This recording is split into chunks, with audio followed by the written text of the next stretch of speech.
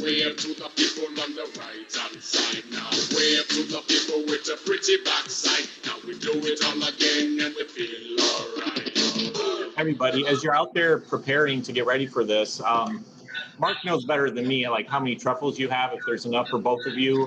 One thing I like to do is I get a little paring knife like this, and sometimes I like to cut my truffles in half so that you can take multiple bites. Sometimes it's easier than if you just try to bite it, you know, like this with your out of your mouth.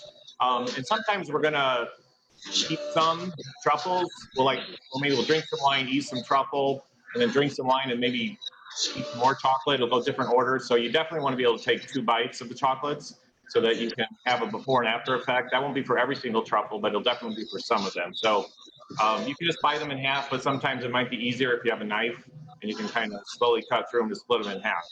Just if you want to get one ready, you don't have to, but just an option for you. Why? Does your packaging supplier also help to increase your bottom line? Berlyn Packaging does. Okay, we're live on Facebook now too, Mark and Josh. Okay, thanks for putting that reminder out there, Josh. I need to stop sharing because here we go. So Josh, thanks for reminding me on the knife, because like he mentioned, is having a knife does make things easier. Well, welcome everybody.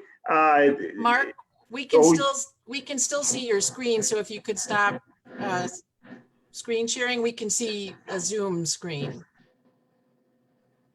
All right.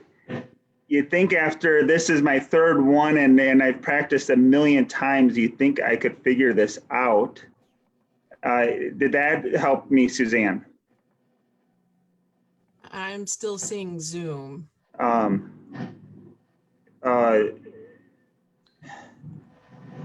Okay, now I know.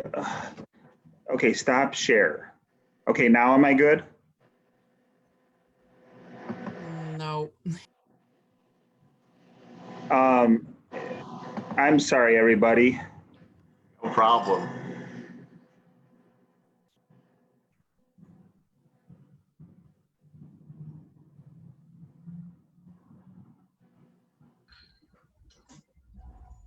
How am I now? We can still see it. Are you going to the bottom where, or is it the very top once you're sharing the screen where you have to shut it off? Whiteboard, iPhone. I am so sorry, everybody. I'm just trying to. Still not good. If we want to eliminate the Zoom, all we do is tap on our screen and then our screen is eliminated and all we see is the person speaking. Okay, we see you now, Mark. You're good. Okay, sorry about that, everybody. Again, it's you think the 3rd try attempt I'd have this all figured out, and I don't. But welcome everybody, and really super excited to do this collaboration with Cocoa Blue Chocolate. I think we're in for a huge treat today. As you heard, the other person on the other side of that's working in the background is my sister Suzanne, and also Emily is out there. We're trying to make sure we hopefully put together a great presentation, and hopefully it's enjoyable to everybody.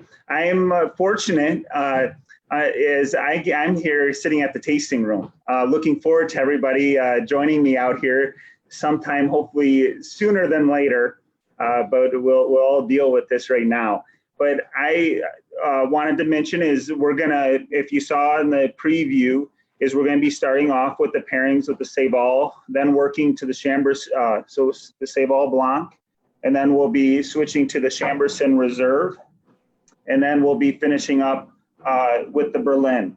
And as we go through, Josh will be talking about, and he'll be showing the truffles up close on that. So to make sure that we are talking the same language as we're tasting.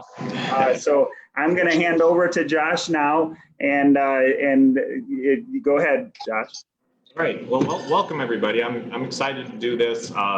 Other than Zooming with my family every other Sunday or so, I don't have a whole lot of Zoom experience. So it's a little different not being in a room with you guys. I really miss that. I miss the energy and the feedback. But I do get to see most of you. And again, that's just a reminder that we can see you guys. So whatever you're doing, we can scroll across and see who's out there. And Mark wanted me to talk a little bit about who I am and you know, what is Cocoa Blue? I am here at the shop here at Cocoa Blue Chocolates. We are down in Rochester, Illinois, which is just a little bit east of Springfield. It's exit 96, Route 29. We're just about 5 minutes off the interstate. I have an actual physical location here, which is behind me. It's a little 800 square foot store where we hand make all of our chocolates. We are, one thing I'll say up front, we're not chocolate makers, I'm a chocolatier. That means I don't import beans, I don't grind beans, roast them, do all that and make chocolate from scratch. That's a chocolate maker. I'm more of a chef with chocolate, just like you can have a great chef that didn't necessarily raise the cow or the pig or all the vegetables. A great chef's job is to source great ingredients. And so that's kind of what we do. Getting great chocolate, you know, making sure, you know, quality heavy cream and that we're using real ingredients, that we're not using extracts and things like that to flavor our product. I got into being a chocolatier because my senior year of high school, I was an exchange student to the Netherlands, and I moved to the Netherlands for my senior year and spent the entire school year there, went to a Dutch high school, lived with a Dutch family, and went to some Dutch chocolate shops, and I absolutely loved Dutch chocolate. Before that, I was not a necessarily chocolate lover. I grew up in Limoncello, which is also Mark and Suzanne's hometown. Which is how Mark and I are connected. But yeah, I mean, we're not fancy chocolate people there. And you know, after school, I would eat Hostess, just ding dongs and all that stuff after school. But I got to the Netherlands and tried great chocolate, and I was blown away by it. And you know, there's an idea that'd be cool to be a chocolatier. But you know, this is 1990, 1991 when this happened, and you know, I finished my exchange student year, moved back to Limoncello, and you know, how do you become a chocolatier? It's not even really in the vocabulary, and there's nothing like, back then there's nothing like YouTube where you can go watch videos and learn how to make chocolate. So I went to Illinois Valley Community College. From there I went on to Illinois State University, got my degree in marketing.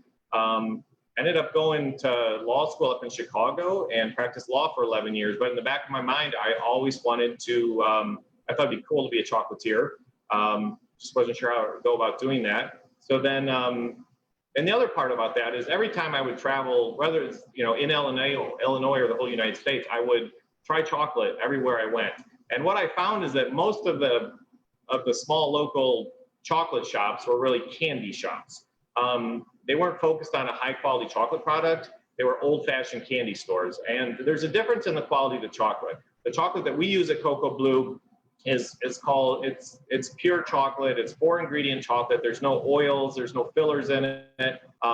It's called couverture. It's a very high quality chocolate. And then hopefully, if you've never had my chocolate before, hopefully you'll find that out today as we go through this. But yeah, I've been open for 6 years now. Again, we have a brick and mortar store here in Rochester where we make all of our product. We sell it out of here. We sell in Hy-Vee locally here in Springfield, another small market. And then Mark had approached me early on. I would say within the first 3 months or something, Mark. It was really early. Mark came and he's like, hey, can you provide sample chocolates that we can use in the tasting room? So we started providing the little grape shapes, the wine bottles, the Illinois, and Mark started using them up in the tasting room. And then from there, he just kept expanding. You know, then we started doing the sea salt bar, the mixed shapes bags. Maybe 3 years ago, 2.5 years ago, then we started doing our bars, and now we have our bars. And then in the last year and a half or so, we started selling our truffles there. And Mark's always been a great supporter of Cocoa Blue. And so that's a shout out to Mark. I appreciate him always being a supporter of me. So and we just expanded our product further and further. And I'm super excited to start this today. All right, so that's my intro. I got to make sure we stay on schedule today. I can be a little chatty sometimes, so try not to talk too much. The first thing we want to start with today is going to be using your tasting pack. Now, I've never done anything like that tasting pack that we shipped out to you guys before, so I hope it arrived okay. I know we seal those with a sealing machine, and I hope the seals held. I've got my family been helping me out, through this COVID experience. My 16-year-old son and my 7th grade daughter, so we've been working hard on that, and my wife coming in too. But the packs that you got started with a dark chocolate, a milk chocolate, and then a white chocolate. And you want to start on the dark chocolate end. Yeah, Mark's got one there. Honestly, I didn't even keep one for myself. Thank you, Mark. So it looks like it's got 2 dark chocolate ones on the end. And you want to start at the end of the dark chocolate and open up the first pack. Yeah, that first one. And you'll have a little square of chocolate in there. That's going to be 70% dark chocolate. What does 70% mean? What 70% means is that is 70% pure cocoa. That means that it has very little sugar. It means it has no milk powder, so this is dairy-free. So it's going to have 70% pure cocoa. What is pure cocoa? That's like the baking cocoa that you have in your kitchens, or growing up your mom would have in your kitchen. You'd go in there and try it thinking it's going to be chocolate. It was just this powdery awfulness, chalkiness, but that's 70%. So the way you want to taste chocolate, I should have started with this. The best way to do it is to take a bite and then chomp it up, okay? You want to break it into small components, and then you can kind of let it melt. But you don't want to just put it in your mouth and suck on it, or just kind of break it in half and suck on it. You want to put it in your mouth and then chomp it up. Like,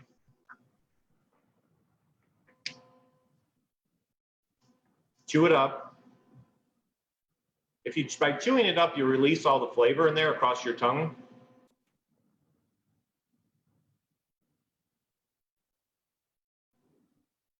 And then I just kind of swirl it around. And now, depending on what you've eaten today, I know we're right after lunch. I don't know if any of you have already had something sweet today, or what you did, or if you just finished lunch, you may have had something savory on your tongue. So depending on what you've already drank, I know I was sipping on my wine already too, so I don't blame you for doing that. But that may sound, that may taste sweeter to you than you think it does. It really all depends on what you've eaten before it. But I haven't eaten anything today. So kind of having that in it's the first sweet thing of any kind I've had today. So for me, it has a little bit of sweetness, but you also notice it's kind of a chalkiness to it. It's not very smooth. And the reason for that is it has a lot of just that pure cocoa powder in it. And that's 70%. And then we're going to move on to the 54%, which will be the next one in your bag. Now this one is 54%. This is what you'd call a semi-sweet. And all of the truffles that you're going to try today that are dark chocolate are made with this one you're about to try, the 54%, which again is what we call our semi-sweet. Now mine is in the shape of a little frog. I don't know if you can see that, but we sell these here in the shop, little frogs. So I'm going to go ahead and try that. And I want you to notice the carrot. Do the same thing. Chomp, chomp, chomp. Let it swirl. See if it's creamier. See if it has a chalkiness to it.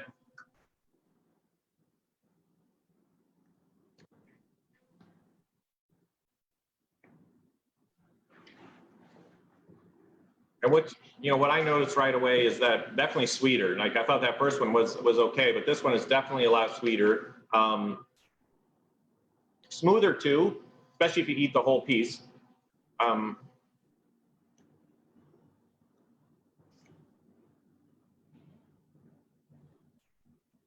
thing I notice with the 54% versus the 70% is that it lingers on the palate longer. The 70% just kind of cleared off your palate pretty quick. Where this one, I chewed it up, I'm talking to you guys, I can still feel it. It's up in the gums a little bit, you feel it on your tongue, and your teeth. You kind of have to work to clear that out of your mouth, because the 50% is much creamier, and the creaminess comes mostly from the cocoa butter that's in there, because this one is only 54% cocoa, which means it's going to have more cocoa butter, more sugar. And so that's what you'll notice with that one. Now the next one we're going to go to, and again I'm using frogs here because I didn't want to break up a whole brand new bar just to take one little square out of it. So we have our little milk chocolate frogs. One thing people don't realize is that milk chocolate also has percentages. Nobody ever talks about it because they don't really care. But our milk chocolate is 31.7% cocoa, pure cocoa. Now the reason the color has changed significantly, between the dark and the milk, is that milk chocolate actually has milk powder in it.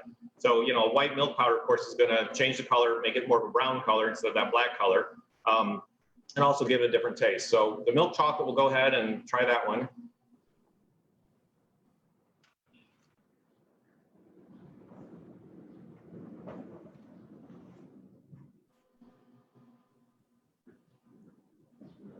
Again, much creamier, much sweeter. The milk chocolate that we use has slight caramel undertones to it. So if you think you're tasting any caramel, you know that there should be a little bit of caramel flavor. And there is no caramel added to this. It's all about how the beans were roasted, you know, what variety were used. But I really like that. And there's all sorts of milk chocolate out there. So I don't have, I mean, I can use any chocolate I want to make this. This is the one that I like. It's actually a Belgian milk chocolate that we use. Again, a 31.7 pure cocoa. It's pretty smooth, but the other thing I noticed, for me at least, it clears my palate quicker. Like I'm talking to you and it's already gone. You know, I'm not having to get it out of my, and that's the milk powder in there, which takes up some of that percentage of ingredients because the milk powder clears out quicker than the 54% chocolate. So it's already gone for me. Now the last one we're gonna do is the white chocolate. And I always get, and before we do that, I always get this question, you know, is white chocolate even chocolate? I'm gonna leave you guys for 1 second to grab this. Let me grab some. Okay, hold on.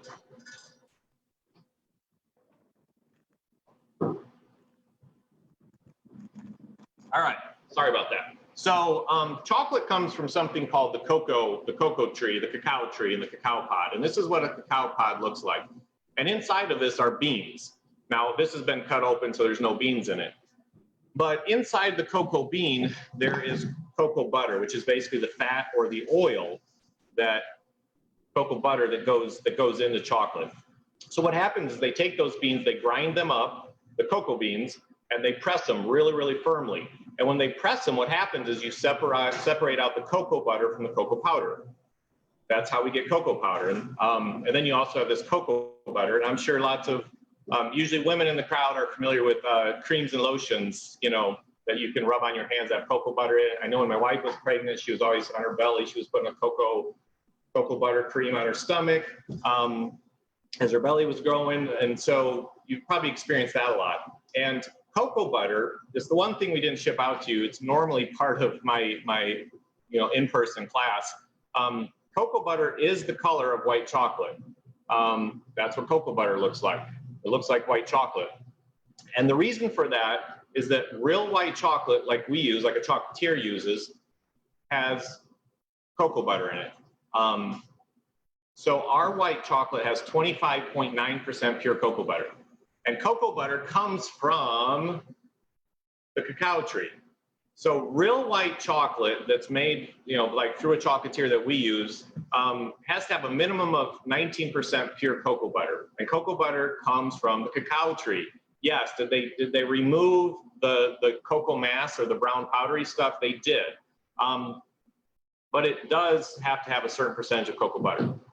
The stuff that you'll find, like the almond bark that you use from the grocery store at the holidays, if you try, you know, if you're doing chocolate making at home, that's not chocolate. That has palm kernel oil in it, so it has a cocoa butter substitute. The other thing with cocoa butter is what melts in your mouth. And when we can do this in person, I give everybody a little bit of piece of cocoa butter, and what you'll find is that in your hands, cocoa butter will start to melt like that. So what's melting in your mouth when you eat chocolate is cocoa butter. Okay. So that's a little lesson on cocoa butter. It's also me telling you that, in my opinion, yes, white chocolate is chocolate because per the standards we use, it has to have a minimum amount of cocoa butter in it. So, and the cocoa butter comes from only one place, which is the chocolate tree, basically the cacao tree. So, all right, white chocolate. If you already started, that's fine. I know I was talking a long time, but we'll go try that one.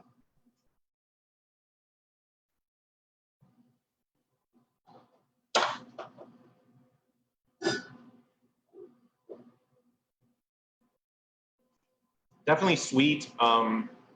Basically, the only things in white chocolate are cocoa butter, milk powder, sugar, and vanilla. And that's basically in everything that we have here. 70% is just cocoa mass, some sugar, and some cocoa butter. Same thing with the 54%, and then the milk chocolate, same thing. It's, you know, it's cocoa mass, but then it's milk powder, cocoa butter, and sugar, and a little vanilla. 5 ingredients. That's all you should have in good chocolate is 5 ingredients. All right, so those are the 4 chocolates. I think now Suzanne or someone there is able to put a poll up where, and if you're on Facebook, there should be coming up for you too. But what I want to ask you is, and you know, only vote once, is what your favorite one was of those 4 that we did. It's always interesting to see what people like the best. Not a single milk chocolate yet. That's surprising. Not trying to influence anyone.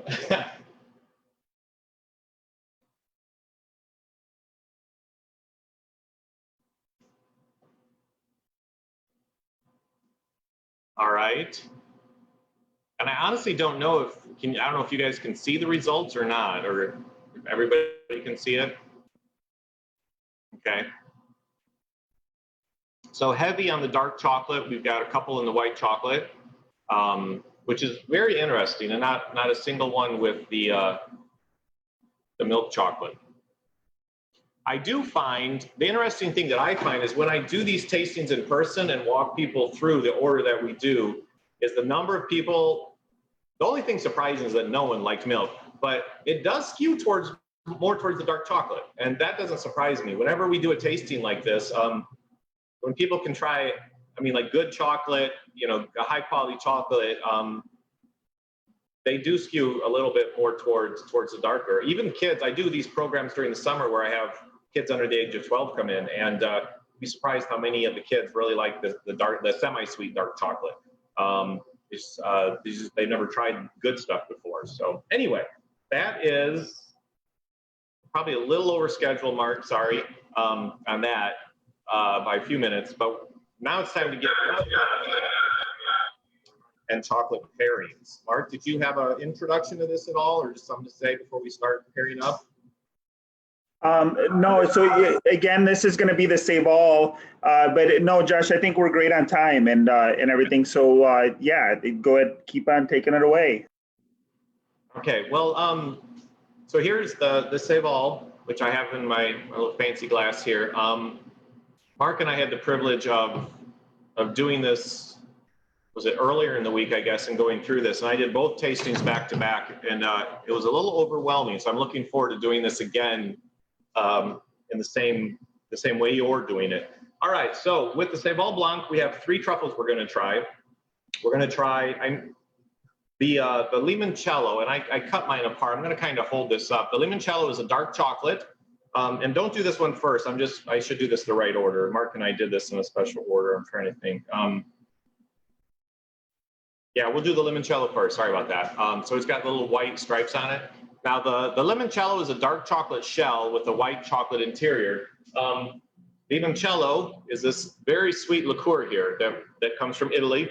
It's very, very sweet. It has some lemon flavor. The problem that we run into with a lot of alcohol is that, you know, drinking that, if you were just to drink that straight, it's very sweet, you may get a lot of lemon. What happens is the chocolate from the cocoa butter and the sweetness of the chocolate coating your tongue, you often lose the underlying lemon flavor. So to this one, we actually add some lemon juice. I want go ahead and grab your glass. Everybody get their Seyval and take a sip. And then you can go ahead and try your truffle. Mmm.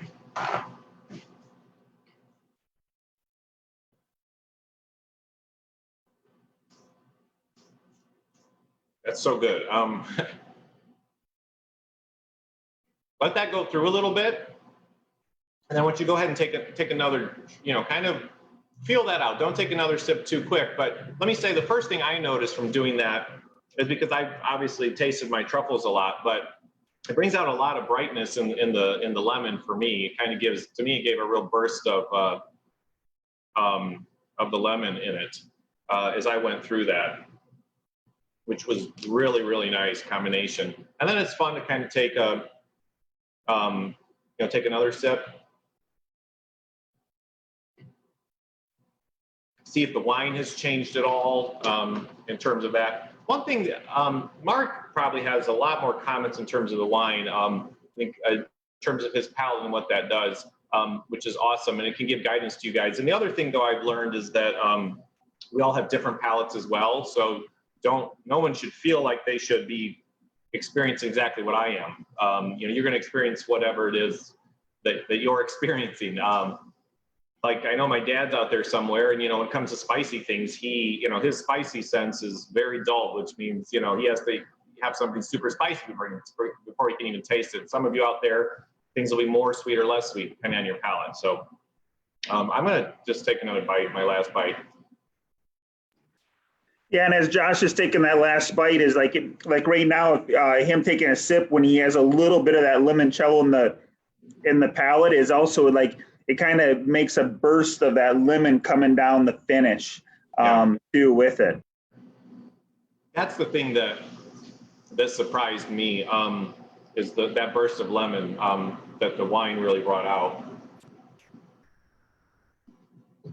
All right, so I really enjoyed that one. The next one we'll do is I think my favorite of this was the dark chocolate coconut. So I'm gonna take a little sip. We're still in the Seyval, everybody. Take a little sip and then put your dark coconut in there, which is, I don't know if I showed you that one. It's just got, you can tell it's got some toasted coconuts, the rough looking one. It's got no sprinkles on it or no drizzle. It's just like that.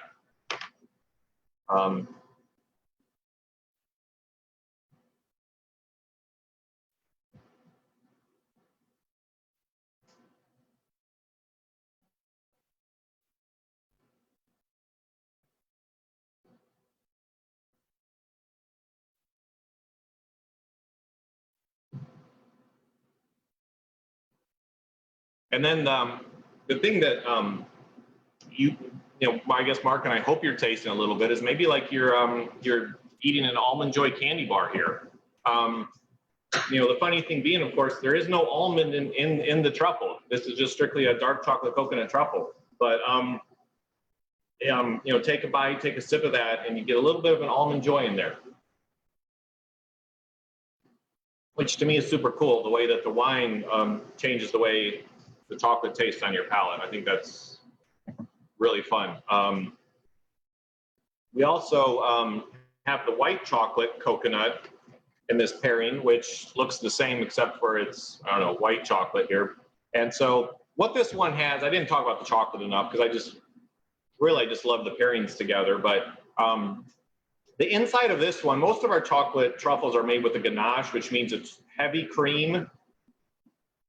Go ahead and try the white chocolate, everybody, while I talk, and see what you think of it. But most of our ganaches and the chocolates are heavy cream and chocolate and then a natural flavor. With this one, there is no heavy cream in this filling.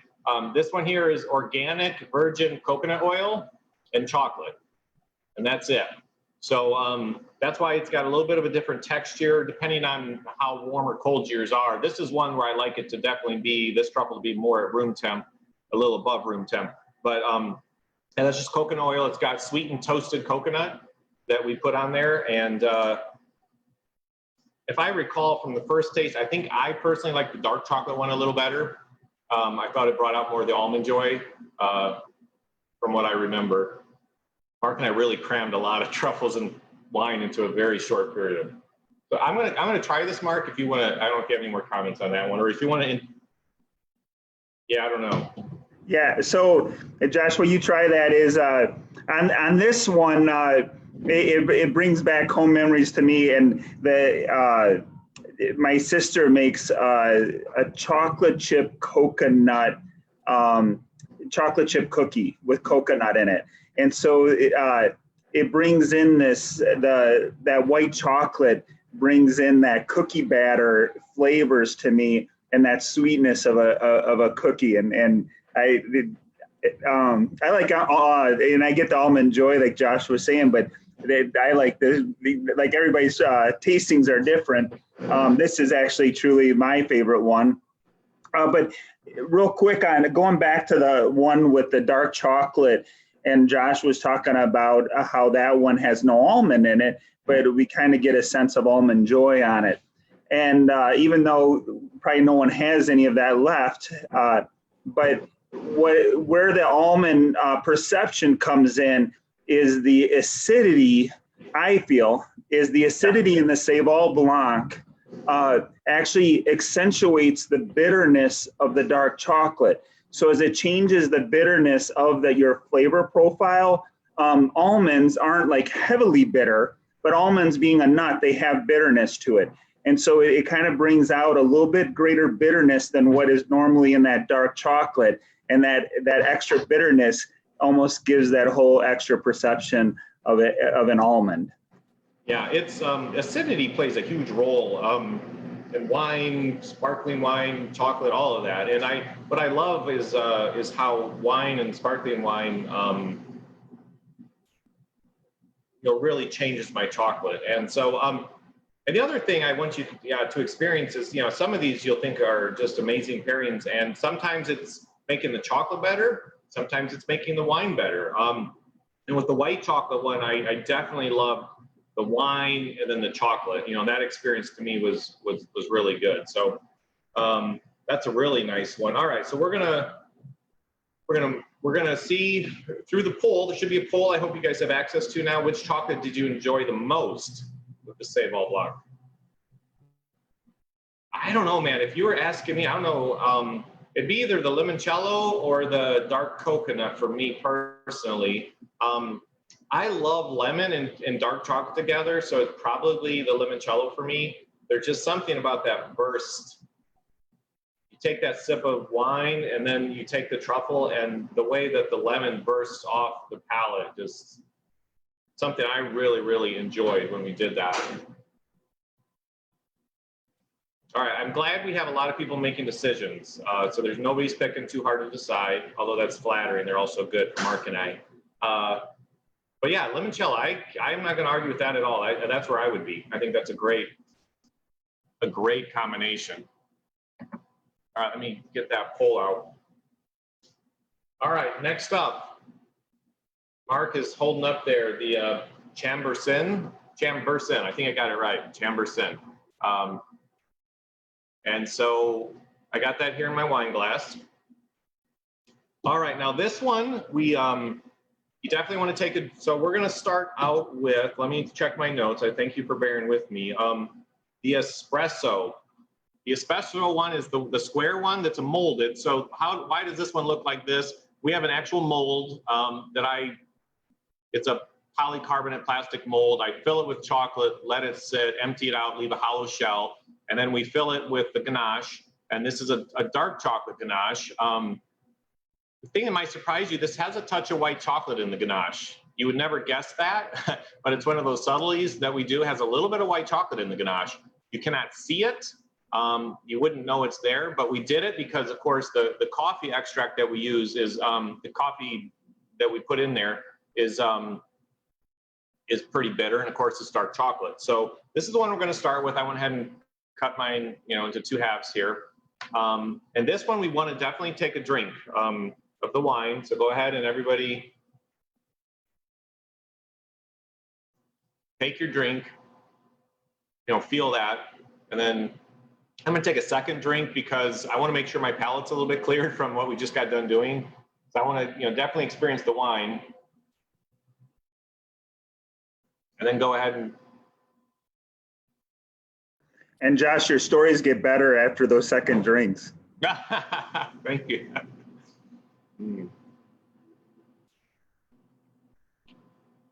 So that's what I'm experiencing right now is that espresso coming through really strong. Again, what I experience as a chocolatier, it's interesting because Mark and I've done this with Mark. I've done it with beer before, and I think it's fun to get the perspective of the winemaker or the beer maker. Because I come at this with a chocolate flavor. So I'm always thinking, what did that just do to my chocolate? And for me, it exploded, the espresso flavor, but it's a sweet espresso flavor, which makes it like a dark chocolate mocha or something, flavor where it's It's sweet, but it's the espresso. But then I want to try this again.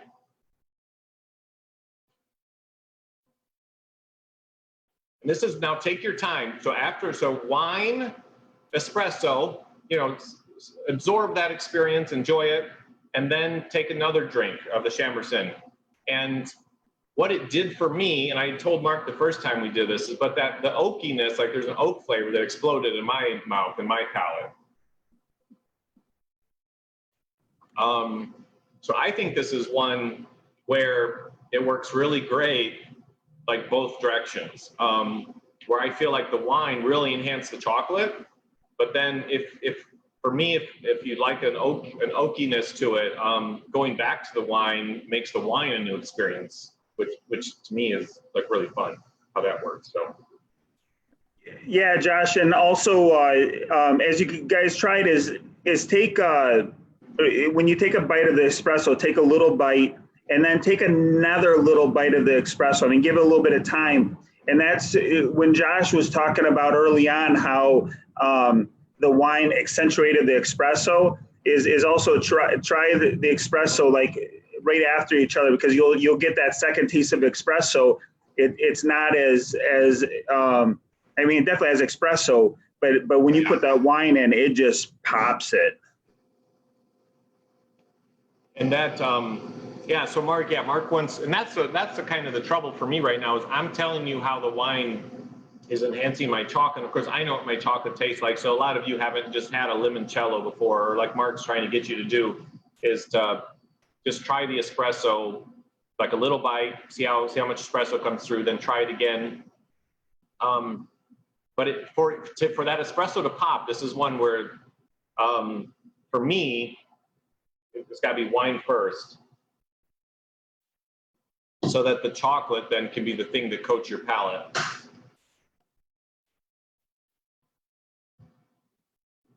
Because you have that residual wine on your palate, man, that's a great experience for me.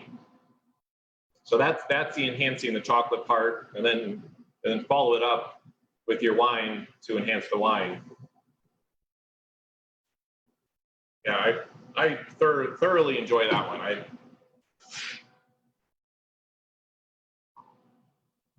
little too much, maybe, Mark. We should put this one at the end because I think I've gone through a glass of that already. So, and we're not even. We've still got 2 more to taste with this one, so I need to speed this up. All right, so the next one we're going to do with this one is the milk and the dark salted caramel whiskeys. So this one here, is this, Mark, is this reverse, or it's reverse? No, it's right for us. Okay, good. This is Old Smoky Tennessee whiskey out of Gatlinburg. When my sister got married 2 years ago, 3 years ago down in Gatlinburg, us guys went to Old Smoky and did a tasting there, and they're known for their moonshine. But they had this salty caramel whiskey there that I tried, and I immediately turned to my dad and said, this could make a really amazing truffle. So I brought several back and made a truffle with it, and it turned out to be amazing. I did it for Father's Day, like 3 years ago, I think it was, just for a Father's Day thing. I thought it'd be cool, do it for Dad, but everybody loved it. They said, keep going, keep bringing it back. At the time, this was only available in Tennessee. Now it's actually, you can find it at Binny's, you can find it at Hy-Vee, so it is available. It's a very sweet whiskey though, but that's what we have with this one here. So there's no actual extra caramel added to this. This is all just the whiskey, which is very unusual for a chocolatier to not have to enhance it. Like with the limoncello, I have to enhance that lemon by adding lemon juice. With the salted caramel whiskey, it's just a basic chocolate heavy cream ganache with the whiskey added to it. Now we do put the salt on top of this so that you can get that salt hitting your palate right away. So let's go ahead and try this one. We'll go with the milk one first. We're going to do the milk chalk. So this is the round one with a little salt on top. The salt on top. So let's try the milk first. I'm going to take a drink.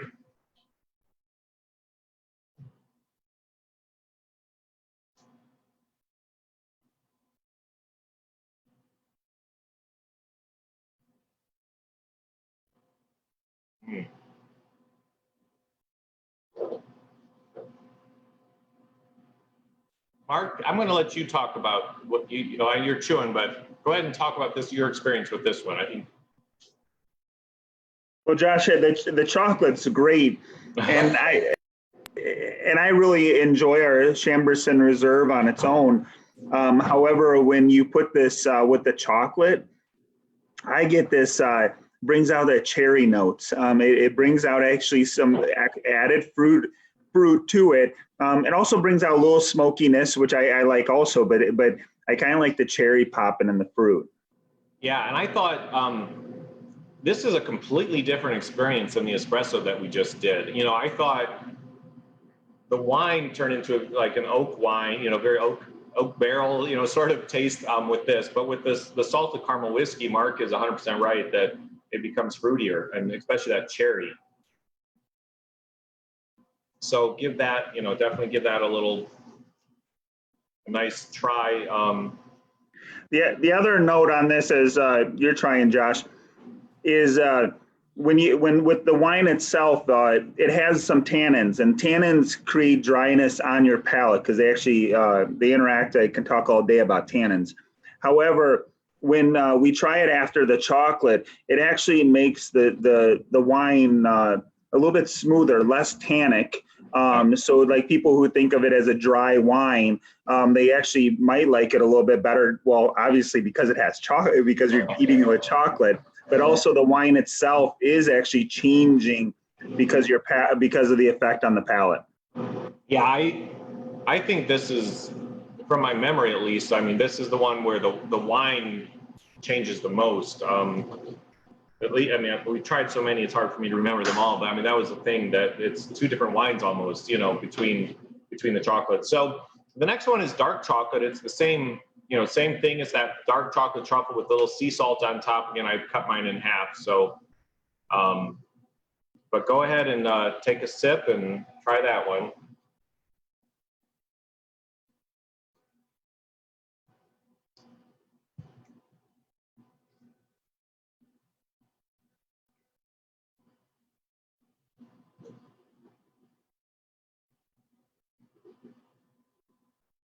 And then this one, for me, this one really changes this truffle. I will tell you guys that the ganache or the filling in these two truffles is exactly the same, okay?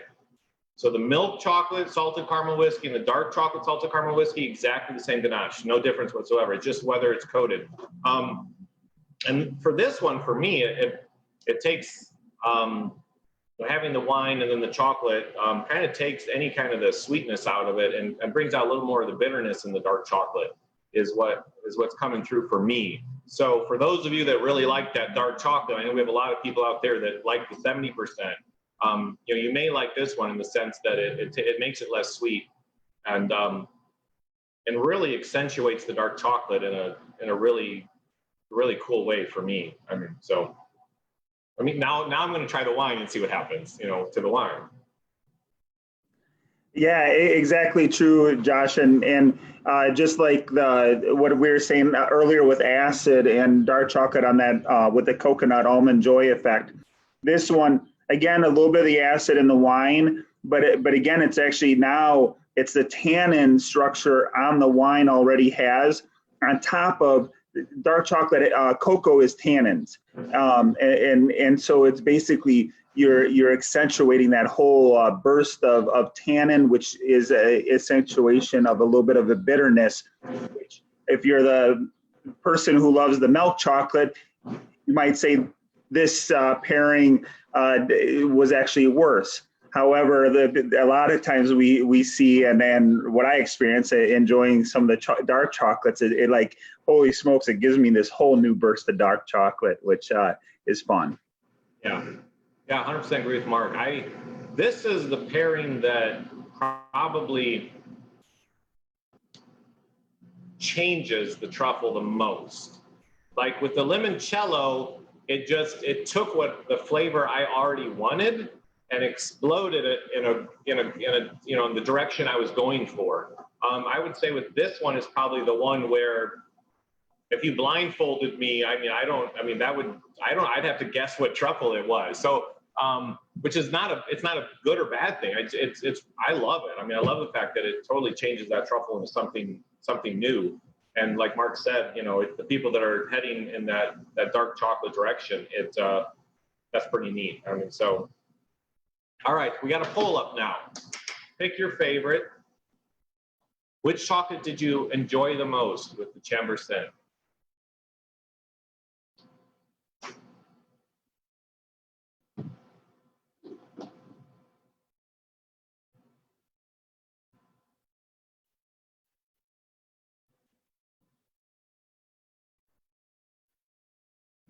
Let me see here. Sorry, I was looking down at our next one.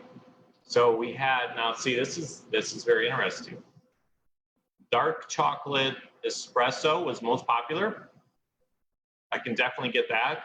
I'm not surprised that you guys weren't crazy about the milk chocolate because none of you actually said milk chocolate was your favorite. So no surprise there.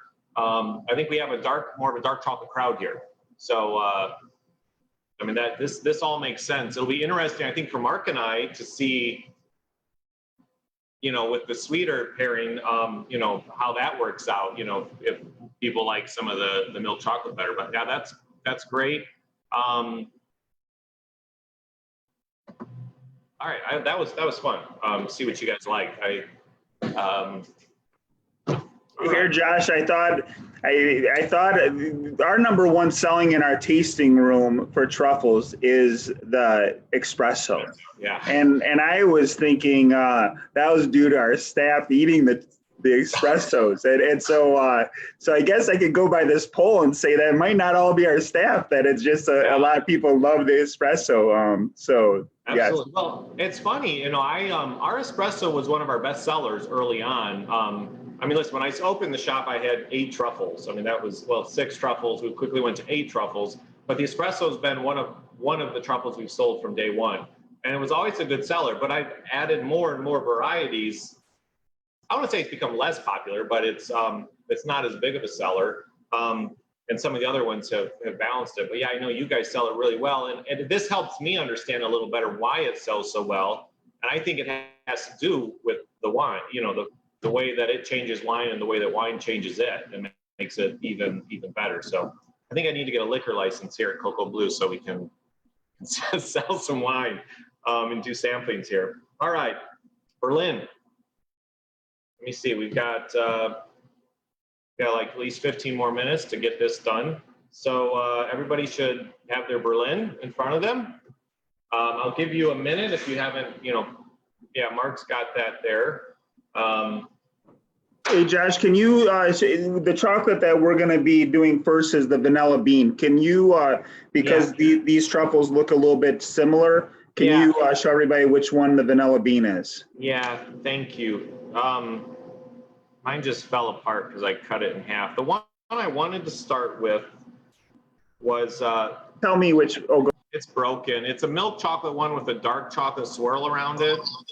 So this is what I want us to start with. Honey are always talking about these. I can't live without them. All right, wait. So we have a milk and a dark vanilla bean. So they should both have a swirl on it. One is milk with a dark swirl and one is dark with a dark swirl, okay? And so we're gonna do the milk one first, okay? Now, when I say swirl, that means around it like this, where the peanut butter, again, these are falling apart because I cut them. Now you can't see from that, but yeah, Mark's got the better ones there. So that's what we're gonna start with. And, you know, just seeing from my notes, you know, we definitely wanna start with the Berlyn. Take a sip. Try the chocolate.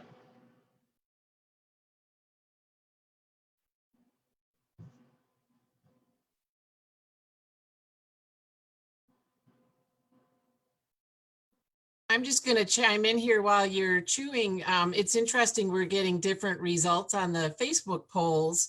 On the Facebook poll, 100% preferred the salted dark chocolate in the previous. Interesting.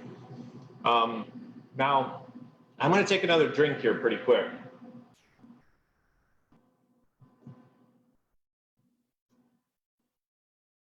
And with this one, interesting enough, in my opinion, I felt like that for me, being a chocolatier, I'm trying to think what Mark, I can't remember what Mark's comments were.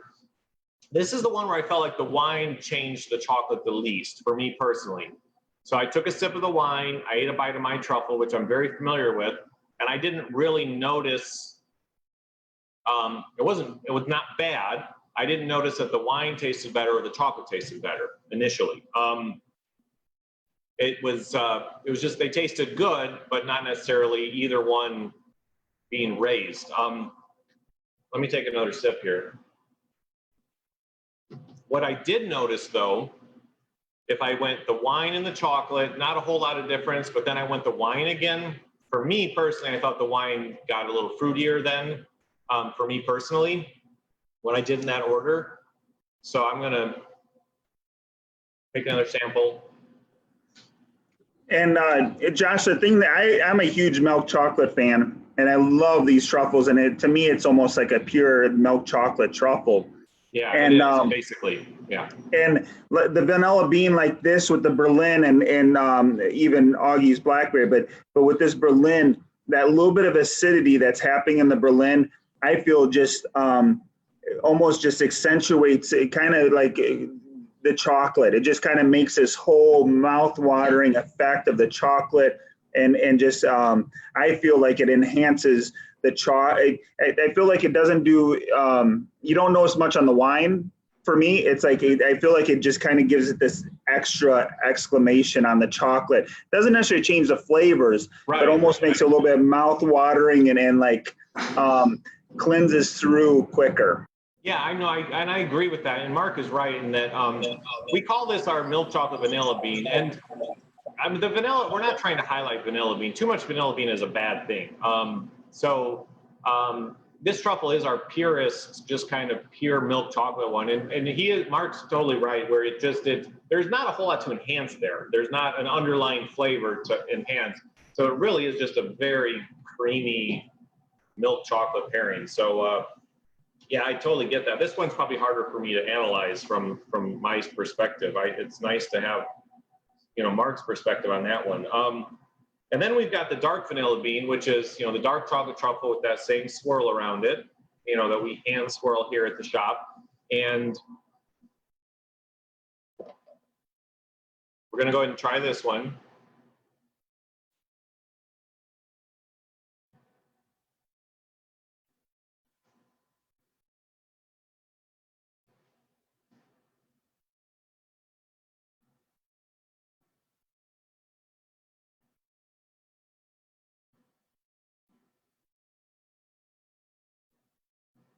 Sorry for all the silence. I'm just kind of enjoying that one, figuring it out. That one I enjoy a lot. I like what it does to my truffle. It just, to me, it brings out a lot of the dark chocolate. And I think from a wine perspective,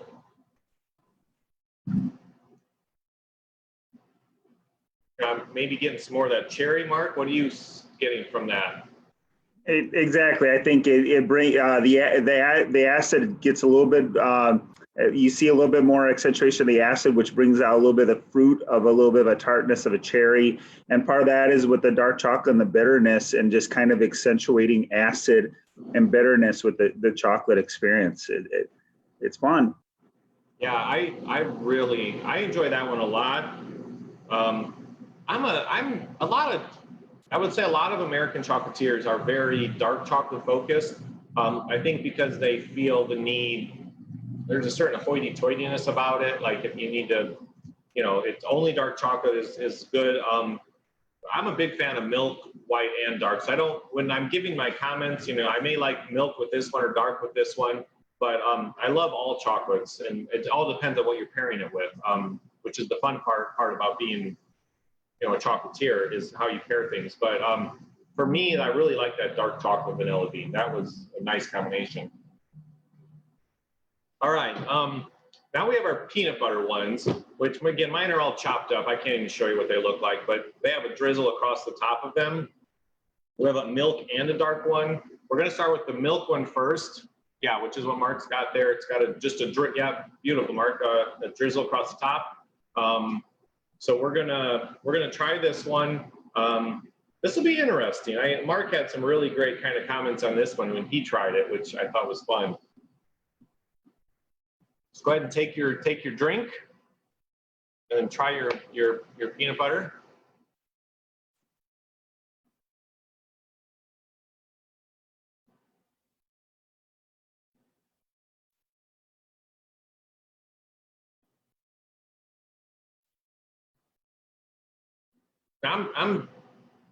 I'm stealing this from Mark. I'm not taking any credit for this, but Mark's been doing this way longer than I have in terms of flavors and the palate and all that. And you know, he thought this one tasted a lot like a Nutter Butter, which I totally agree with. Once you've got it, like once he said that to me, I'm like, yeah, that's it. You know, I was like, what you? Because sometimes we know what we're tasting. It may sound, you know, it may taste familiar, and we're like, wow, that's good, but we don't have the language to describe it or say what it is. But he was definitely getting the Nutter Butter, and I'm like, or butter, you know, something like that. Is that right? Am I saying that? Is that right, Mark? I don't want to. I mean, that's what I think. Yeah, I definitely agree. The Nutter Butter, but also Butterfingers. Yeah, very both of them. It's like having a candy bar experience. I just laugh. It's kind of fun. I think the Butterfinger can come through. So you have the wine, you have the chocolate, and you get a little bit of that Nutter Butter. But then take another sip of the wine, and that first sip of the wine after the chocolate hits you as the Butterfinger. I think is where you'll get that, and not the whole way through. Not the whole way through your palate, but like when it first hits your tongue, like when you get that first bit of wine on the front of your palate, is where I think for me at least, that's where the Butterfinger comes through. Before I take a bite of that, let me say, this is the other truffle that we make that has no heavy cream in it. This one here is, the dark chocolate one is dairy free, but it is just, this one is cocoa butter, a little powdered sugar, and then peanut butter. That's it. That's all we put in this one. So no heavy cream in this one. It's got a lot of cocoa butter. The cocoa butter gives it its creaminess, and it's also that cocoa butter that has a very low melting point, you know, in the low 80s, you know, 82, 81 degrees is where cocoa butter is going to melt. So it's going to melt really quick on your tongue. And that keeps the peanut butter from being like stuck to the roof of your mouth. It gives it a creaminess as far as that goes. We've got our last one for the day is going to be our dark chocolate. Looks like I need to put a little more wine in my glass before I do this. Go ahead and try that, everybody.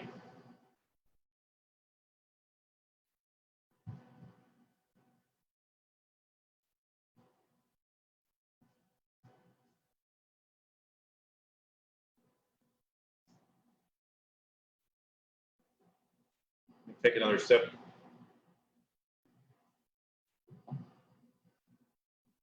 You know, again, depending on your taste buds, you know, you get a little bit of peanut butter and jelly sandwich or something in there. You know, get a little bit of the fruit, a little bit of the peanut butter. It's a good combination. I think I personally like this one. I may like the milk chocolate peanut butter better with this personally, but that's just personal preference. Everybody has their own taste buds. Well, Josh, as a pairing goes on this, I think the great part about the pairing is actually how the wine actually helps cleanse the palate. The peanut butter and dark chocolate leaves a lot of flavor on your palate, and so when you drink the wine, I think it's not like, oh, it just totally changes the truffle, and does it totally change the wine? No, but it actually almost cleanses the palate. So then when you come back to that truffle the next time, the truffle actually is like the very first bite. Because if you try the truffle, like take a bite and then take another bite, the very first bite a lot of times has your most accentuated flavors because your palate's not coated. And the Berlyn almost cleanses the palate, so it makes the next bite of the truffle, the repeat bite, as long as you take 2 bites of it. You know, some people might gulp it down in one. And also, you know, I just took another bite of it after having some wine, and I got a little bit more of the roasted peanut this next time. I kind of felt like it enhanced the peanut. Just, I mean, and I didn't get that the first time, Mark, when we did this through the first time. But I'm really getting kind of a roasted peanut flavor that's coming through. So that's very nice for me. I'm a peanut guy. Peanut Yeah, I see exactly what you're saying there, Josh. Yeah. I agree. So that's really nice. So we're at 1:58. Is this supposed to be about an hour, right, Mark? So we're getting here to the end, so that's good. Which chocolate did you like the best with Berlyn? And I'm just going to chime in while we're polling here that we are getting different results on Facebook. And just to let you know, on the people watching on Facebook, the reason you're hearing Josh maybe say different results than what you're seeing on Facebook is we're running a separate poll on Zoom. So he's just talking about the Zoom poll, but you can see what's going on with your poll as well. Yeah, sorry guys, and I'm not sophisticated enough to like run Zoom and Facebook at the same time. I guess I could. It's our first time. Maybe next time I'll run Facebook on my phone. Wow, interesting. Dark chocolate peanut butter. Nice. Again, no milk chocolate vanilla bean. Sorry, Mark. I know you enjoyed that one. That one. A couple for the dark chocolate. And then the dark peanut butter. Yeah, which was nice. Okay, awesome. Let me close that out. All right, Mark, we've gone through all of our tasting, so I'll turn it over to you, Mark. Yeah, thanks, Josh. This has been really fun. And obviously they kind of almost pointed out because it's been a very popular bundle that we put together with the chocolate and wine. So I think we need to figure out how to even do more with you, Josh. It's like you already said, we're already selling a lot. So I think this has been really, really fun. Obviously, we're open. Josh, can you tell us a little bit about how things are going for you right now? And also, I highly recommend, we do carry some of his chocolates, not everything. But Josh, can you talk a little bit more about what you have to offer and if people want to order right now with you? Sure. Well, yeah, absolutely. And real quick, you know, we've been talking to Mark and Dave in the tasting room who does all the ordering about doing something like this in the tasting room. That was like early March. So we were hoping to be able to do this in person with you guys up there in Utica. And then of course we all know what happened after that. So I'm appreciative to Mark for putting this together. Yeah, we got Mother's Day coming up. I'll be honest with you guys, we've not done a lot of shipping in the past. Chocolate is a little bit tough to ship because it can melt, especially as we go through the warmer months. But as far as what we've been doing during the pandemic, you know, I shut down the first week just to kind of figure out what was going on. Then we did reopen for curbside, which we've been doing. I do have a website, which I've had for years, but very few people use it because I didn't promote it a whole lot. But of course, we've been selling everything through the website now. Just this past week, you know, on Thursday, Friday, I ordered a whole bunch of packaging so that is cold packaging. That'll keep everything cold for up to 72 hours. So I just yesterday, or actually last night, I updated my website, opened up shipping, not only to Illinois, but basically to the entire United States. I ordered a whole bunch of cold packing equipment so that we can ship this out to you guys. Because I want, Mark and I, trust us, we want everything to open up again, but we have, you know, we're balancing it. Like we have to follow the rules and everything. So, we're not able to open up our shops maybe as much as we want as we did in the past, trying to follow all the rules. So, so for me, that means shipping more than I used to. So I just told Mark, I think even Thursday or Friday morning, like I'm not doing a lot of shipping. And then that afternoon, I went ahead and bought all the boxing and packaging so that we could ship to you guys, you know, of course, and all of our other customers. So that is available at cocobluechocolates.com. Follow us on Facebook. That's where you get most of our updates. Facebook is an opportunity for me to communicate with you on a daily basis and tell you what we're doing.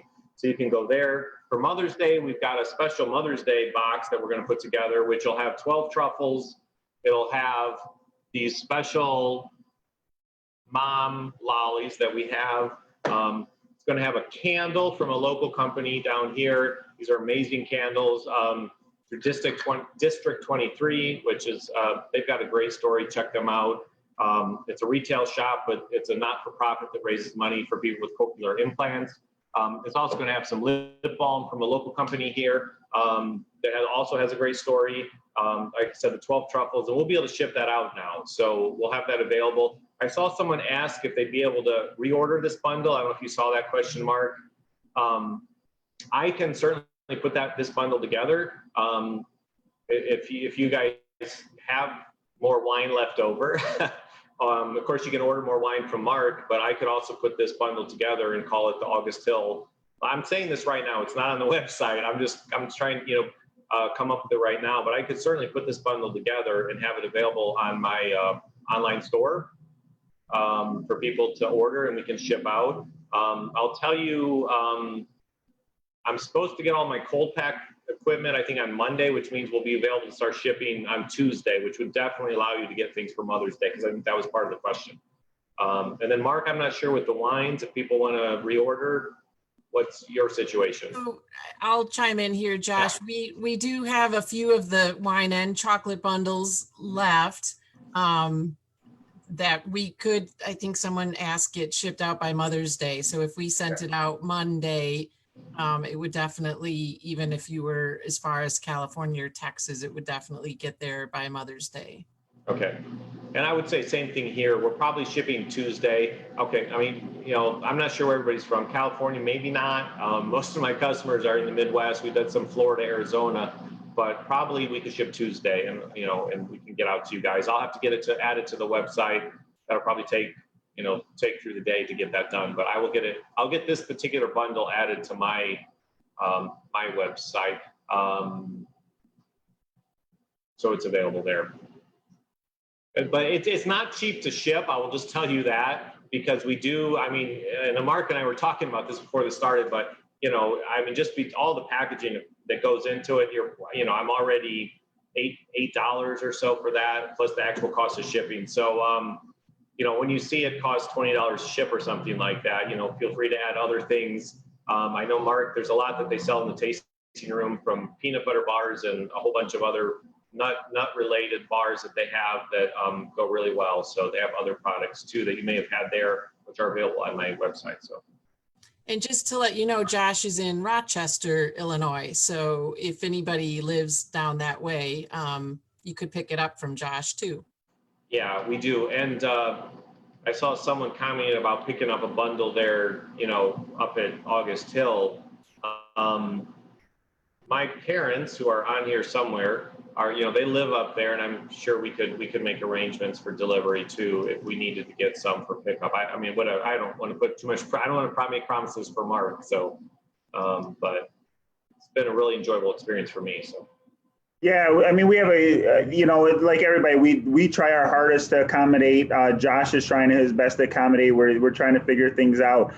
Rochester's down by Springfield, just to let you know. But ask us. We do have a number of his chocolates. Truffles is kind of the way we thought was the best way to be able to put this package together, what we just did here. But we have a number of his other chocolates, and we're looking to potentially expand more and hopefully open up soon. But I really appreciate it. I hope that everybody really enjoyed this experience today, and hope to see you soon. Yeah, awesome. All right, thank you everyone for joining us. I really appreciate it. Thank you, Mark, and everybody at August Hill behind the scenes that's helped us out to do this. All right, thank you. I think this will be the end of the session, and we'll hopefully see you soon. Thank you. Thank you very much. It was awesome. Thank you. Thank you. Thank you. Very enjoyable. Very impressed. It was awesome. Melinda, you can go to our events page and click on the right on our events page, you can add it to your cart and order it online again if you'd like to order another bundle. I think Melinda Hogan was asking that.